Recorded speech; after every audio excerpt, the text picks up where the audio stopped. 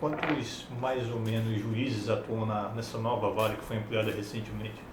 Então, a nossa formação atual conta com 12 juízes titulares, aqui na Vara de Garantias Penais e Inquéritos Policiais.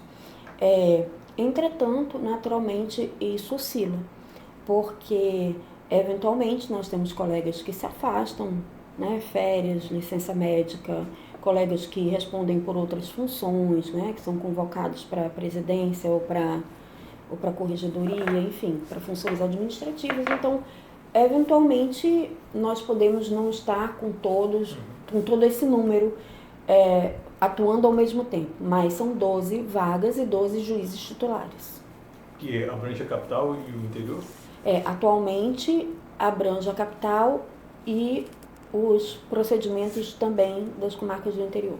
A senhora saberia informar, por exemplo, uma média do ano passado, de quantos processos a Vara de Garantias, anteriormente Vara de Procedimentos Policiais, né, ela instruiu?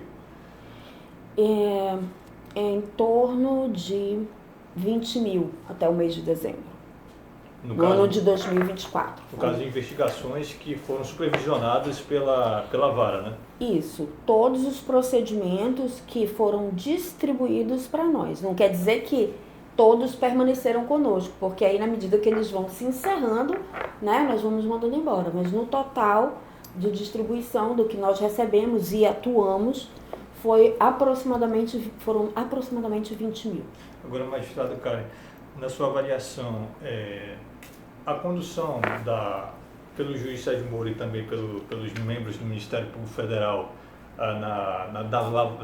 da Lava Jato, que os processos que tiveram o ex-presidente Lula, o presidente Lula como alvo ali, a senhora acha que foi uma reação a criação da Vara de Garantias a essa condução pela Justiça Federal e também pelo Ministério Público Federal, que denúncias de violações de direitos fundamentais, conduções coercitivas que não condiziam com a realidade e assim por diante?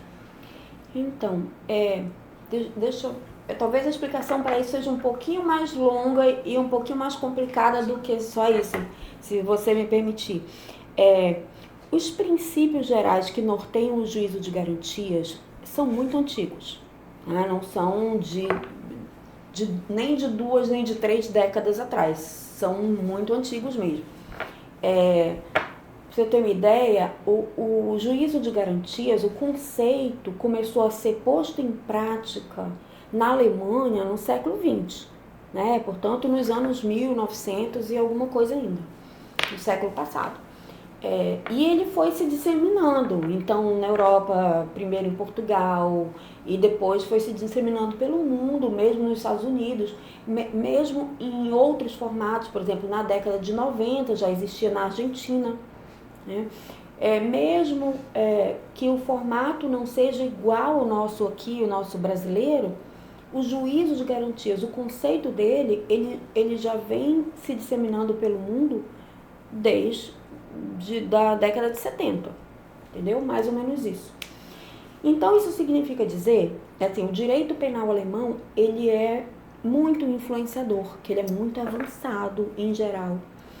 E geralmente as coisas que começam por lá, não só o que começa por lá, mas geralmente as coisas que começam por lá acabam evoluindo para o resto do mundo. Então, eu acredito que o juízo de garantias, ele chegaria a nós independentemente de qualquer outra coisa. Talvez, agora, claro, as mudanças na nossa legislação, não só no Brasil, como em todo o mundo, elas são, vamos dizer assim, aceleradas, ampliadas, conforme a história, conforme o desenvolver da sociedade, porque o direito, ele é uma ciência em mutação, ele é uma ciência que acompanha a evolução da sociedade. Então, eu acredito sim que o juízo de garantias, ele já existia de certa forma na nossa justiça, nas ideias de imparcialidade e de tudo mais, mas os princípios gerais nós já tínhamos, mas esse formato que nós vemos agora sendo adotado pelo Brasil, ele ele decorreu tanto da evolução natural do direito penal no mundo, quanto também da nossa história, do nosso país, né?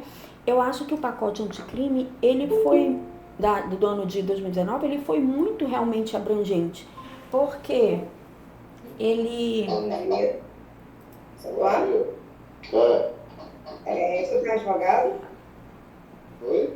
O senhor tem advogado? Gente, eu vou ter que sair. Não, porque eu não... tinha, mas... Desculpe.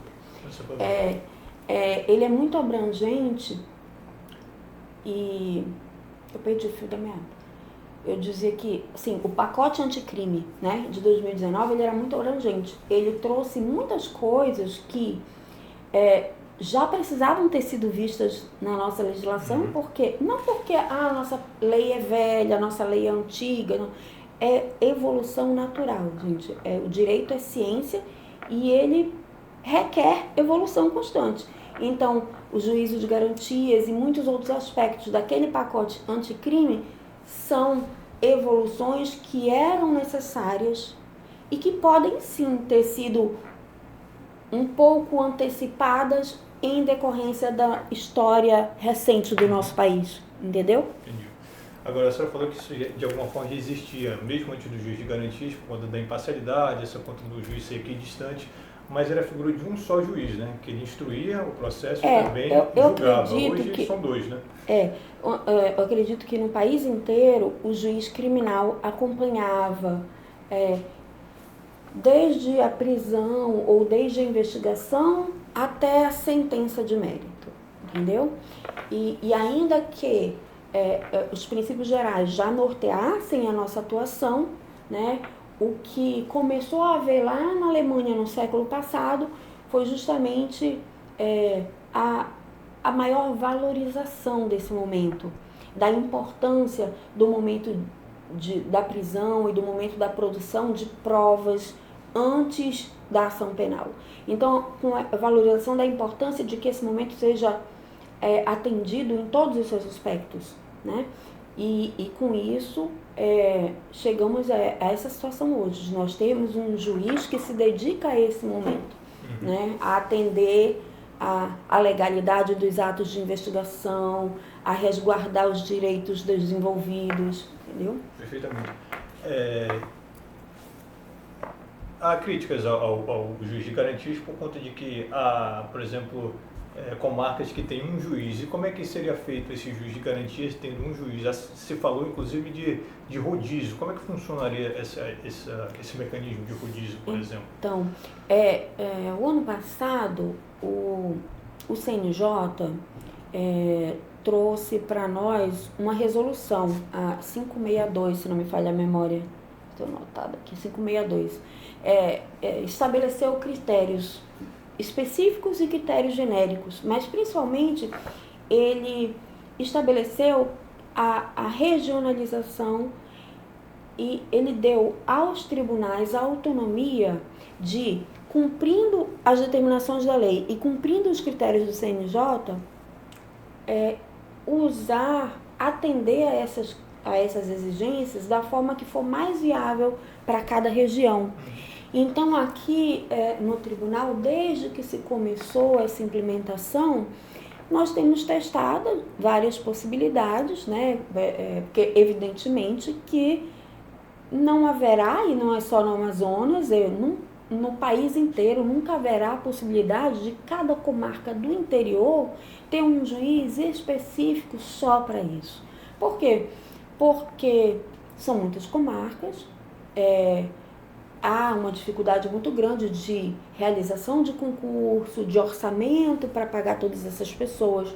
Então, sempre terá que haver a adaptação, né?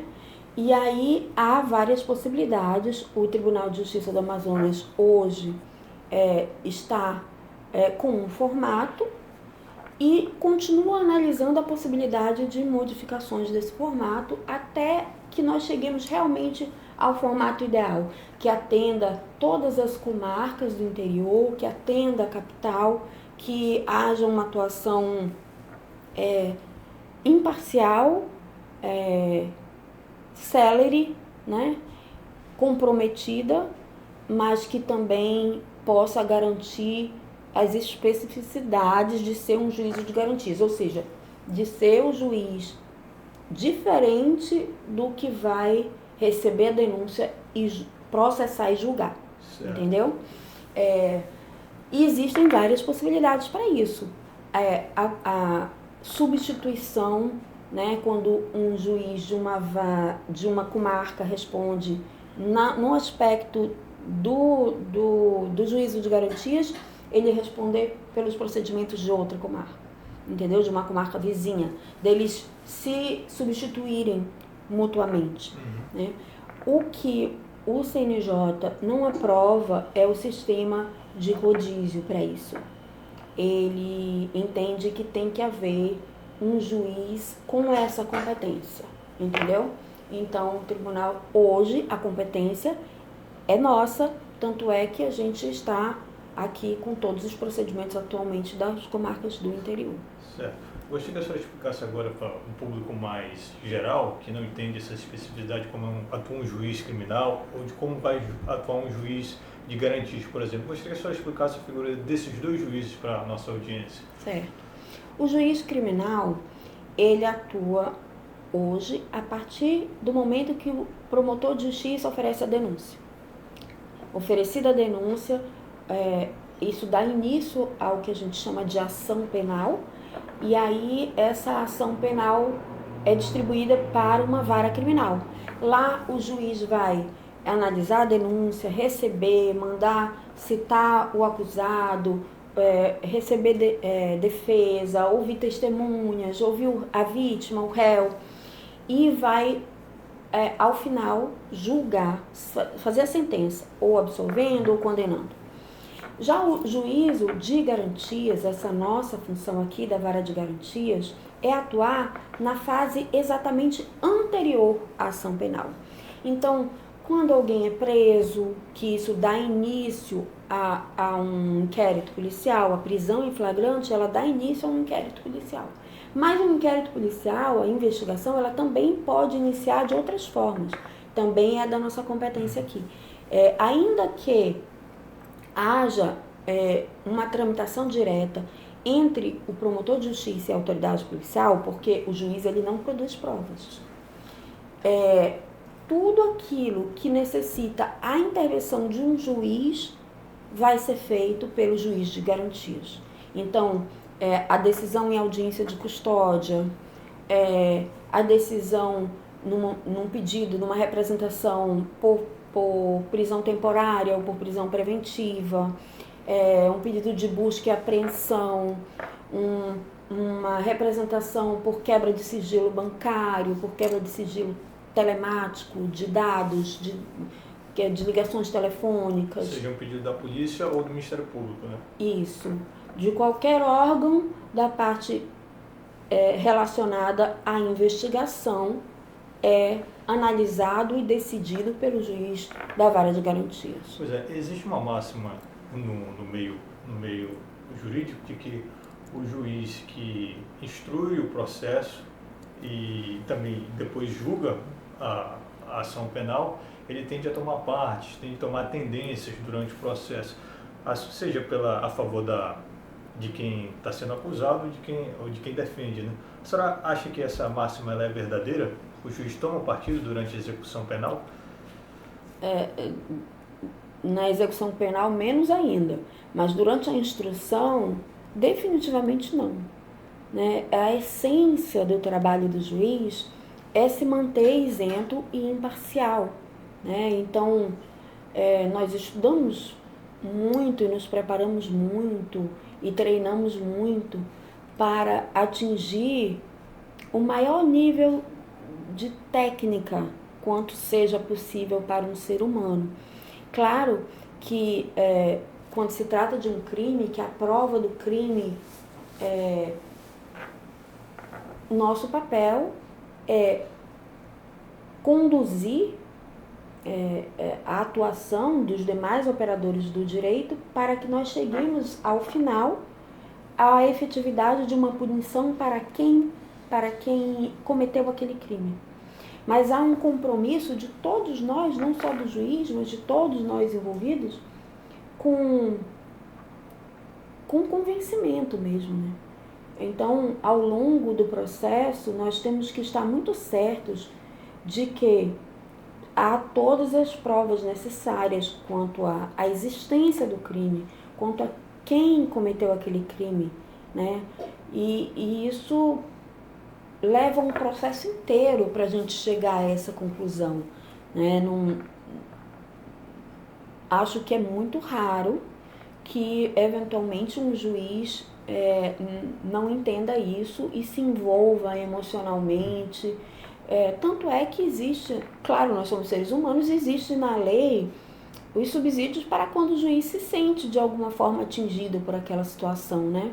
Vamos supor que eu seja um juiz uma juíza, vamos supor, que eu fosse uma juíza que tivesse sido vítima de um estupro e que eu me deparasse com uma ação criminal em que as circunstâncias fossem muito similares à que eu sofri, né? Nós temos na lei um subsídio em que o juiz se declara suspeito de atuar naquilo. Por quê? Porque é justamente quando o juiz percebe que ele não tem a isenção e a imparcialidade necessária para aplicar a lei naquela situação, sem que ele tenha um viés, uma tendência, né? Mas o juiz criminal, ele se adapta muito facilmente, com poucos meses de atuação, a gente já cria esse distanciamento. É como o médico, quando vai atender alguém, ele aprende a criar um distanciamento no sentido de não se desesperar com a dor daquela pessoa. A gente cria esse distanciamento, de não se desesperar com a dor da vítima, por mais que a gente se compadeça, e de não se revoltar contra o criminoso, por mais que, como cidadão, eventualmente nós tivéssemos, né, ressalvas. A gente aprende em pouco tempo de atuação, a gente aprende a diferenciar isso. Perfeitamente. O subsídio, ou seja, a centralidade do trabalho da Vara de Garantia seria supervisionar inquéritos policiais da Polícia Civil do Amazonas. Acho que tem, apesar da Ministério Público ter ação penal, no monopólio, mas o inquérito civil que faz a investigação. Qual é a qualidade das provas e qual a qualidade da instrução desses inquéritos que a senhora tem recebido? A senhora acha que são inquéritos bem produzidos, que tiveram a prova bem produzida durante a produção desse inquérito? Olha, eu acredito que hoje a atuação tanto da autoridade policial quanto do Ministério Público evoluiu muito, né? Então hoje nós temos delegacias especializadas em determinados tipos de crime, coisa que não existia antigamente.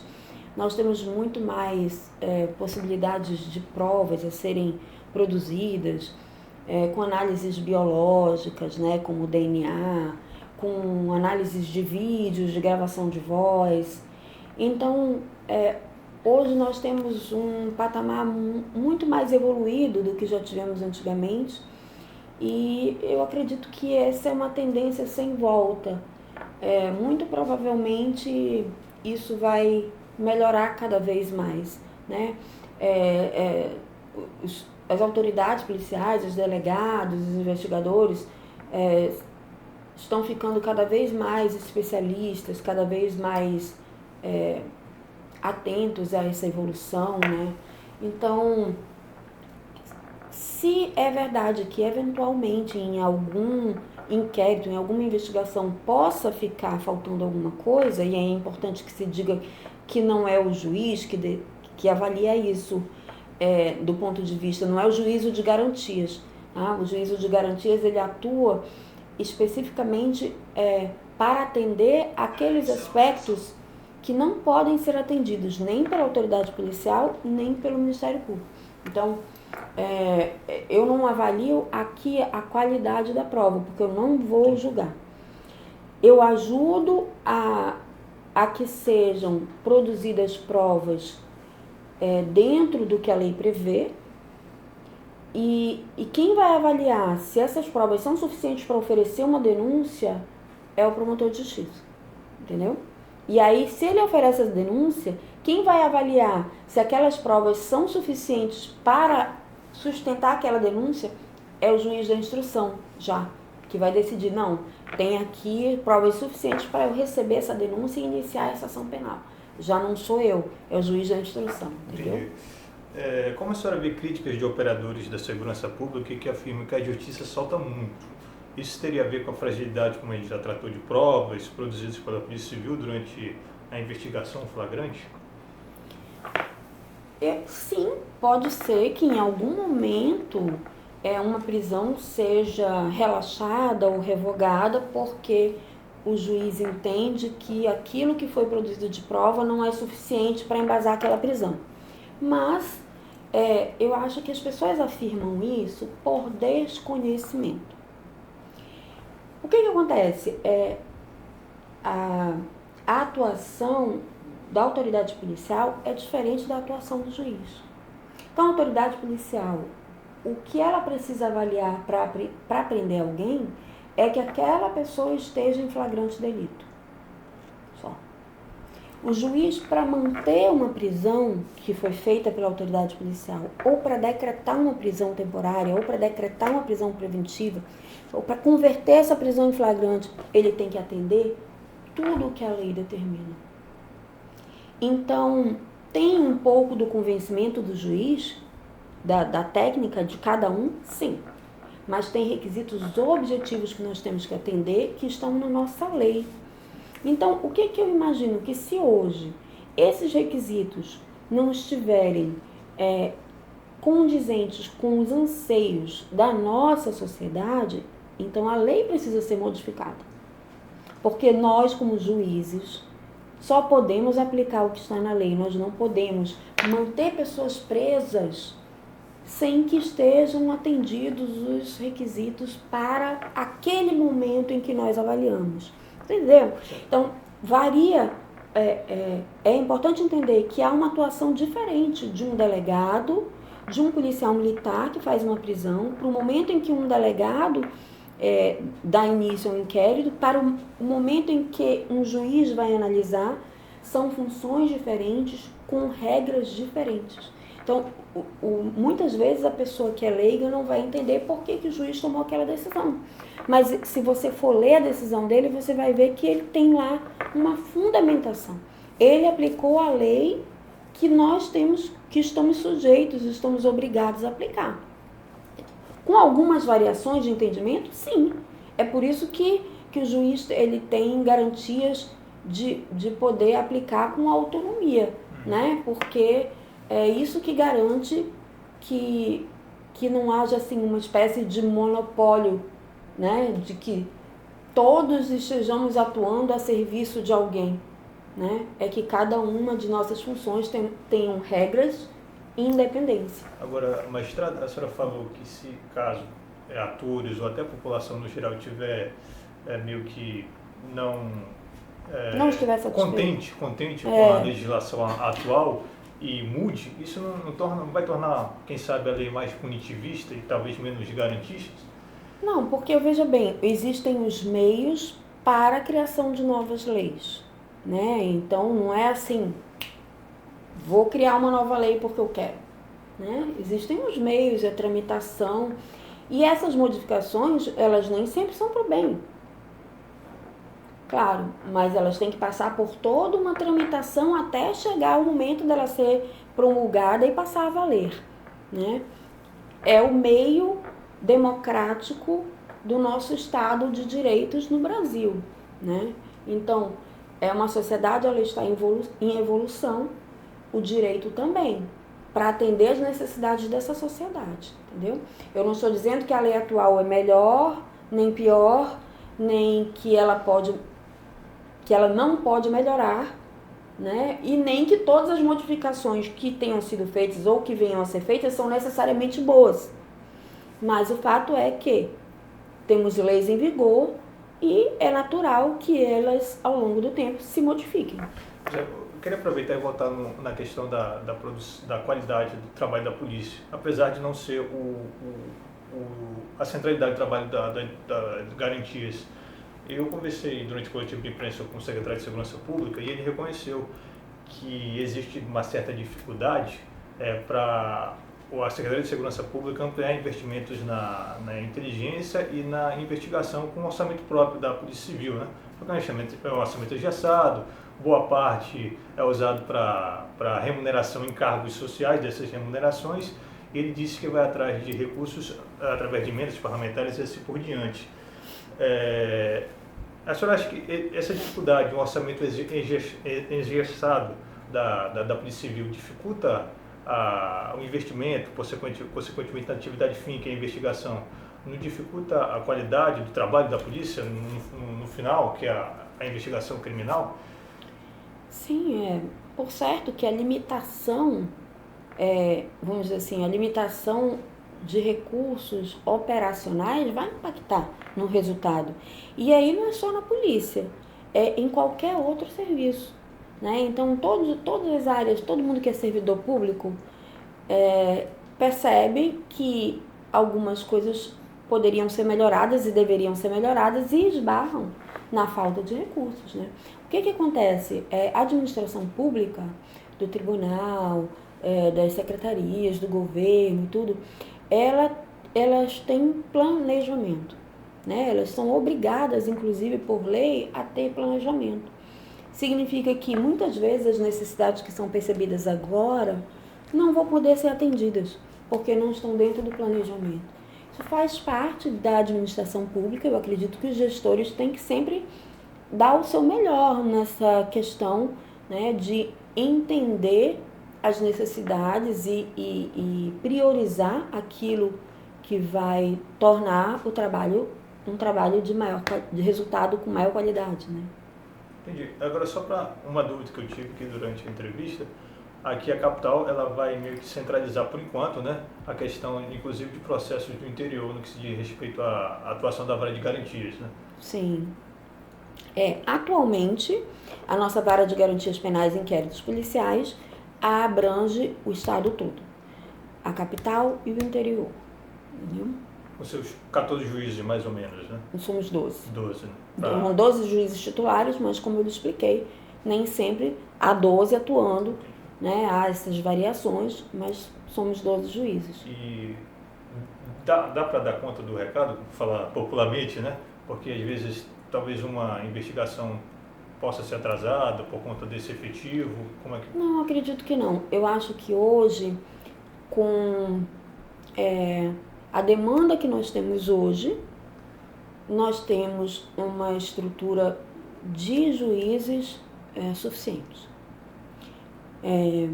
Podemos implementar melhorias? Podemos, né? Eu acho que o recurso humano na parte de secretaria pode ser melhorado, né? Porque o andamento das coisas não depende só do juiz, né? Então, sempre haverá os aspectos que podem ser melhorados. Mas hoje, apesar da nossa demanda ser muito grande, porque nós somos a vara com o maior número de procedimentos criminais, né? Com maior volume de decisões, enfim, até pela nossa abrangência. Mas hoje o quantitativo de juízes está condizente com o volume da demanda.